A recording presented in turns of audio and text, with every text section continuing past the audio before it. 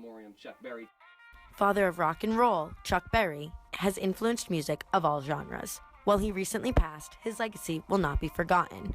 Gaining popularity in the 1950s and 60s, his music helped plant the seeds for a more integrated America. People generally think of Elvis Presley as the guy who took black music, quote unquote, and made it white. But the converse is true, because Chuck Berry was the black guy who took white music and then delivered it to a black audience. So it's not quite as black and white as we might think. Berry was one of the first black artists played on white radio. He and Elvis Presley broke musical stereotypes.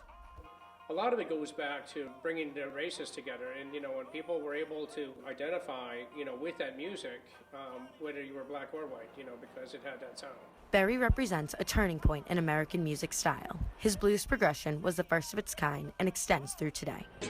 I think those are sort of the three parts of his legacy. I think it was the songwriting, the trailblazing of a new style, and I think his appeal to younger audiences. Berry incorporates sounds from the past and also foreshadows future music. These tributes and preambles give him a timeless feel. Stations are sure to pay tribute to him.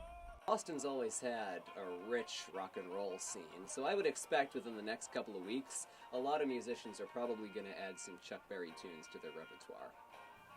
Chuck Berry seems to have a lasting influence on not just Boston, but the country as a whole.